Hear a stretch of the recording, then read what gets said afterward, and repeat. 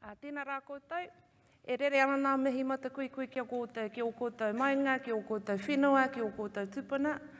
Nei rā reo auraki mauka ki o koutou, ka nui te mihi. It is a real delight to be with you today, to hopefully contribute something that is of value to your day lives and potentially builds the kaha in your heart. So what I want to talk about are the futures that are coming to us whether we ask for them or not. The futures that are coming to us that will impact on how you do what you do. And I know that many of you have many other life choices. You're probably not in this career for the money. You're probably in it because you deeply care about human flourishing. And there is no place I would rather be than with a group of people that are intrinsically committed to seeing people thrive. And we know that the seas and the currents and the winds that are coming to us are turbulent. We're not through the first of many global pandemics. We are literally riding the wave of a turbulent future, which is lucky you're so intrinsically motivated, because what I want to share today are some of the ways in which those waves might get choppier. And the first one is about our demographic trends. And lots of you will have seen these kind of statistics before. Moral of the story, Aotearoa New Zealand is going brown. And it's going young and brown really fast. If you take this kind of slide into a Māori community, there's whoop whoops, yay! Numbers are going to tip the tide. And I am really thrilled that iwi Māori, our Pacifica communities, are great at breeding. It's wonderful. But what it also means is that if we don't change the trends that we have now lived with for 3 generations, everything that exists now gets harder. Who here would like to have a retirement plan? Might be optimistic. If we don't change the trends, your retirement plans are at risk. Because if we have more people occupying the same realities that we have today, slightly concerned that might be my baby contributing to the good breeding patterns. If we don't change those trends of Māori and Pacific peoples having lower incomes, the tax take is a real challenge for all of us. Do you want to have a good retirement, or do you want your grandmother to have good health care? When we think about the challenges of the day, we often think about it as a Māori problem, or a Pacific problem, or some other problem that's related to the identity group we're trying to fix. But actually, this is an Aotearoa New Zealand problem. And this is a demographic dividend that can go either way. It either puts our stretched healthcare system at risk, or we find a way to transform multi-generational patterns into something that is different. And I think we can do it. I believe that we can take these demographic trends and we can turn them into a powerful, beautiful movement that contributes to Aotearoa New Zealand's prosperity, that contributes to human dreams being realised. And what could be more important than prosperity and the realisation of dreams? But with these demographic trends, there's more. As we know, this is the world that you live in. You live in thinking about the changing nature of our workforce. And we keep thinking that maybe it won't affect us. So who here thinks that a robot could do some of your job better than you?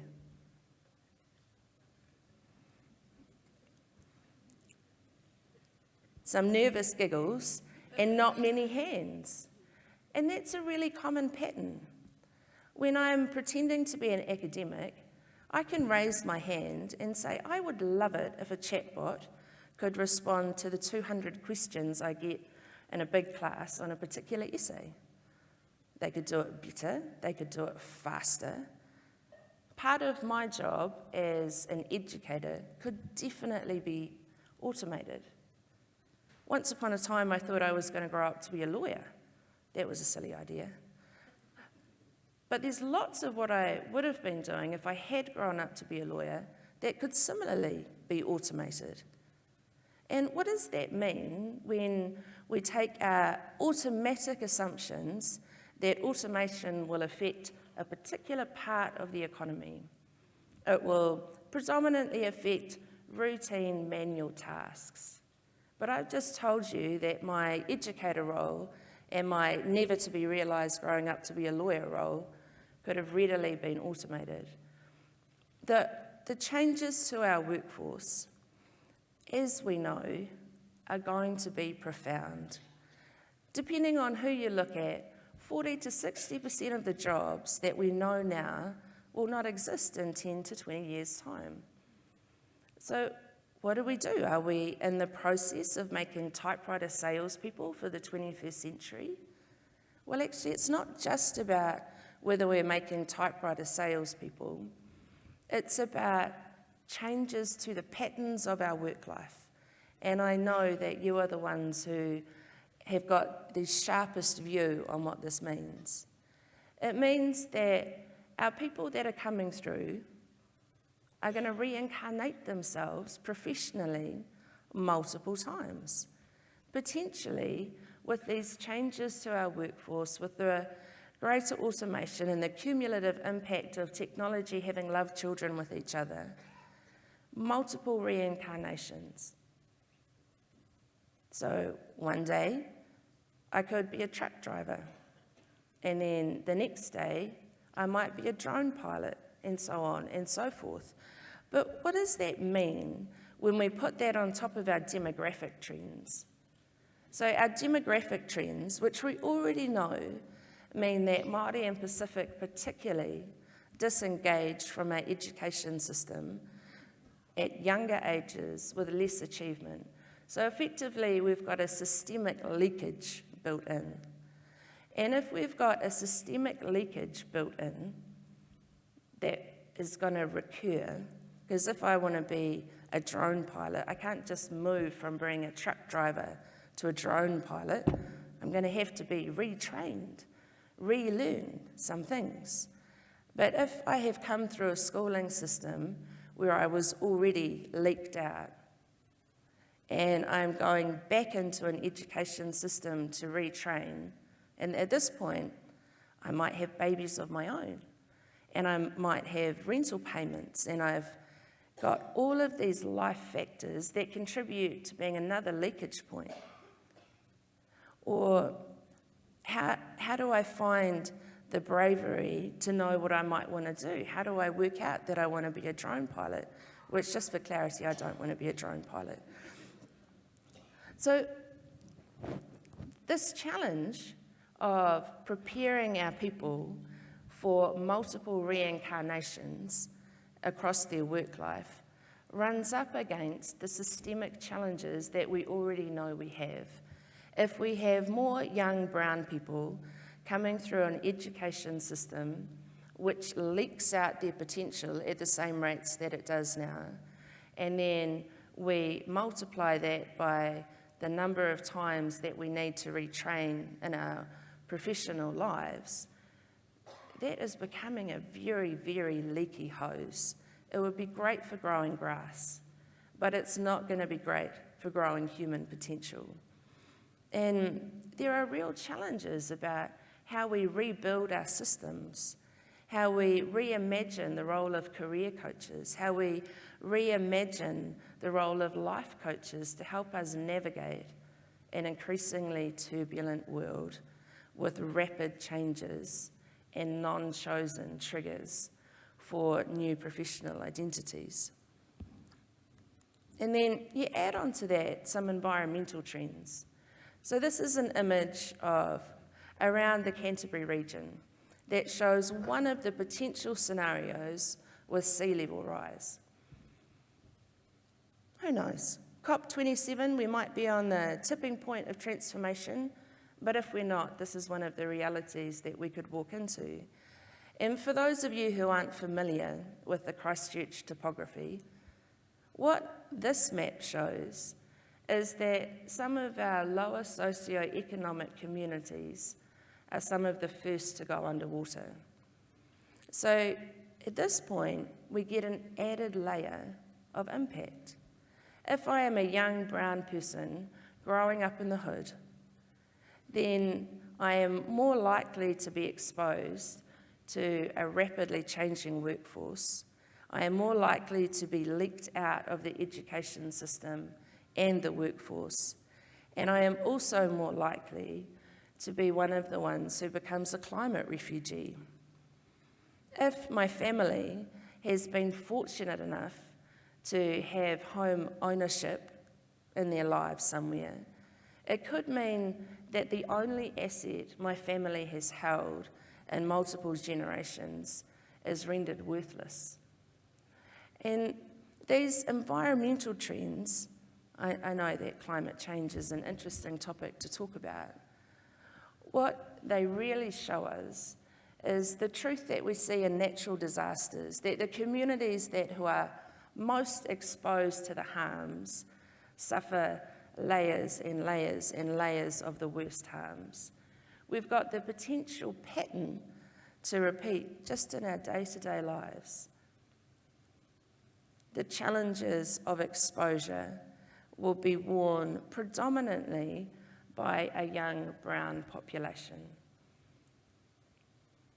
That young brown population that is needed to pay for everything that we rely on our tax take for is going to be exposed to more and more and more challenges. In a context when we are increasingly aware that there are systemic contributors, there are embedded train tracks in how our education system operates. That means that those who are most exposed get least contribution to their resilience to navigate and ride those waves. But I'm not panicking. And one of the reasons I'm not panicking is because of all of you. Because I think that we have the potential to help people ride these waves. I think we have immense abilities to help people flourish and realize their dreams. But only if we're conscious that just doing what we do now actually makes things worse. So if we do nothing, just everything that we are doing now, the combination of those trends, our demographic, our workforce, our environmental and other trends, there is no status quo in this picture. The status quo is actually a marked deterioration for us all. If we just want to keep the status quo, we have to do something different now. Otherwise, it will get worse starting tomorrow. And I appreciate that before morning tea, that might feel a little bit sobering and a little bit challenging, and which is why the final option is to create magic. So we could, like any crisis, whether it's acute or embedded, there is always the potential to create magic, to realize the points of serendipity and create unforeseen futures. Because out of these trends, there are hope points. So in every other industrial revolution where jobs have been lost at scale with immense consequence, there have also been jobs created. So some would say that from the 40 to 60% of jobs as we know them now, there will be a comparable, if not higher number of new jobs created that will probably pay more, that will probably allow for greater flexibility of life. It's a beautiful thing. So already there's a radar of hope about the potential for magic to be created if we do something different, If we do what we've always done, we'll get what we've always got, but with a little bit more spice. So how do we do something different? First, we check the formatting before it goes on screen. But secondly, I think we've got, across our programmatic approach to social change, some reasonably, I would say, just to add to the controversial nature of this, outdated intervention logics. We've got an assumption that expert-led intervention in another human's life is going to be the thing that transforms life trajectories. And from all that I have seen, I just don't believe that that is going to be the way in which transformation is achieved. And that's not in any way to belie the importance of expert-led interventions. We need experts. There's a few experts I'd like to have on speed dial right now. But I think there are some other elements that we miss because we are so reliant in, I'm trying to find a kind way to say this. We've got an embedded elitism in our system which makes us trust people who are experts in a particular thing. When I would really like us to start trusting more in real humans living through everyday lives. Because when I look at some of my most favourite transformative programs, they've got a really common set of components to how they approach social transformation. And the first is the power of belief. So what I think we see in communities that have been marginalised in some way is that self-belief is not as buoyant as it is in other communities. So in these initiatives that I look at, they've got this common metric of someone who has perceived credibility or legitimacy inside a particular community, communicating belief in the individuals and being able to see those people for who they might be. And I know that belief sounds like it belongs on a cereal packet, or it goes with haikus and other affirmative statements. But I think that belief is the foundation for a life trajectory that's based on hope. And the most important thing we can do to prepare young people, I think, for our turbulent times is fuel them with hope. That hope only sticks if there's a sense of self-belief. And sometimes that experience of self-belief has to come from someone else first. And I know for many of you who have been through all kinds of complex life experiences, you'll know that. You will have had that moment where you felt crushed and you couldn't bring yourself back up. You were in the slump that Dr. Seuss talks about as being the slumpiest slump. And it took an injection of belief from someone else. It took an injection of someone seeing your potential to lift you up again.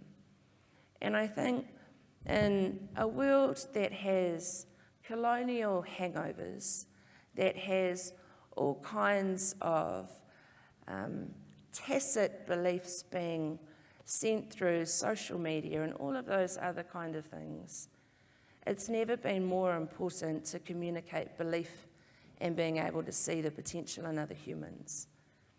And with that goes a different way of building people.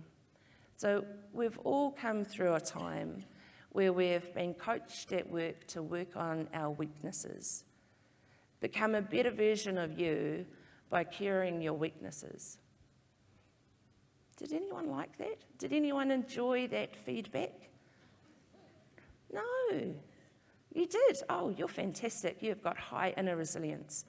Because I think if we're trying to build people who have foundations that might be textured, and if we are trying to encourage people to flourish who can't be what they can't see, if we are trying to transform individual futures to build a more prosperous national future. I think that building on strengths is going to get us there faster than if we try and cure people's weaknesses. And that logic of strengths-based transformation is one that you'll all be familiar with. It's one of the most popular lines in government policy at the moment. We'll do things strengths-based. The number of people that know what that means is quite few. It's kind of like the Illuminati of strengths-based policy. And I just want to give a really practical example of what strengths-based transformation looks like. So a couple of years ago, New Zealand made history. We had an experience and a moment in time where Māori, for the first time in our contemporary history, had better social outcomes than non-Māori. The only time we've got this positive anomaly, and we don't even know about it. It didn't hit any front page newspapers. We're not talking about it. And most of the times when I ask people what that could be, there's blank faces. What that moment in time was the response to the first national lockdown for COVID. And what our modellers told us before going into that lockdown was that Māori would be 2 to 3 times higher the infection and mortality rates. And if anything, that was conservative. Because if we jump back to the 1918 pandemic, Māori died at a rate of 7 to 8 times non-Māori.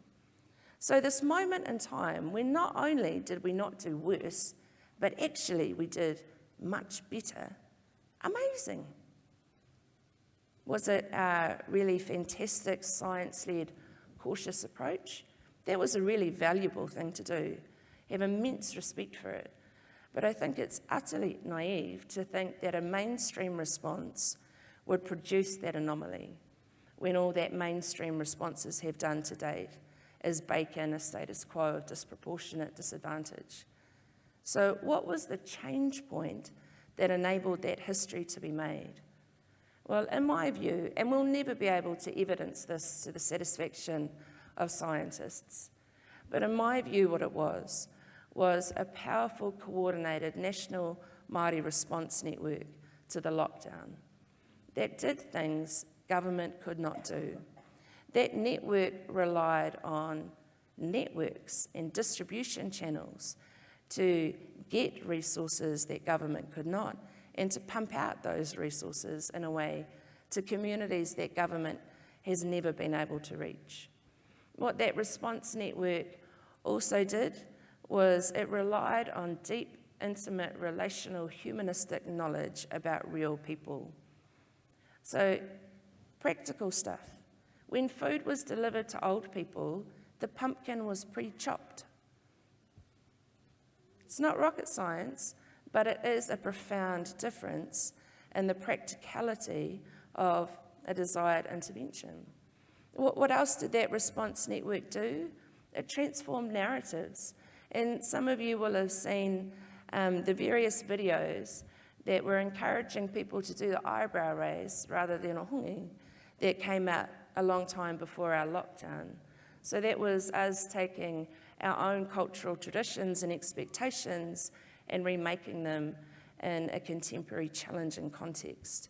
So that response network had things that were unique to Māori. It also relied on what I think is the Māori mobilisation muscle. There's a tangi, don't know whose car I'm driving, but I am getting stuff and I am mobilising for that tangi. We do it on a regular basis.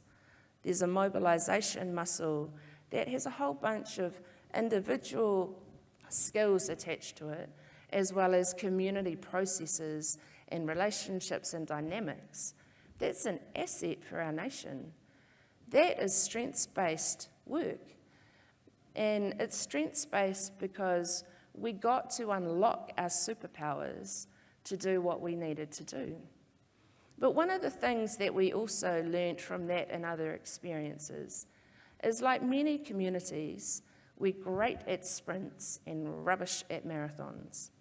So for that immediate period of the lockdown, and some time after, all of those unique strengths in that Māori response network stayed alive because they were catalysed by necessity.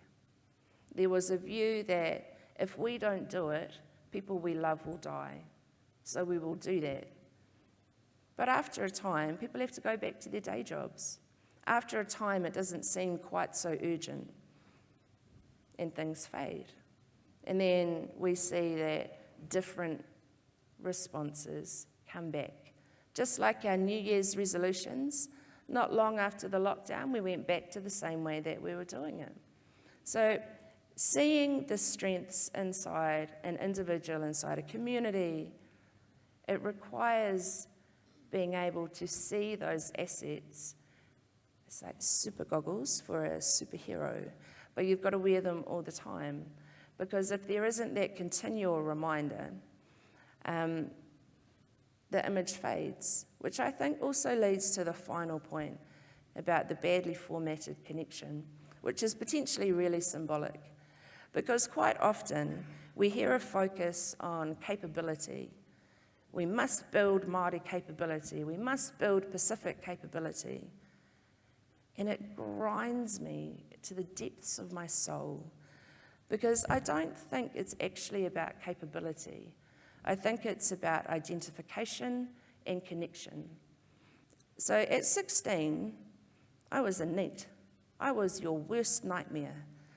I was a lippy, sassy 16-year-old who did not want to listen, and I didn't. And I did responsible things like hitched around the country and put parties on. Did I lack capability at that time?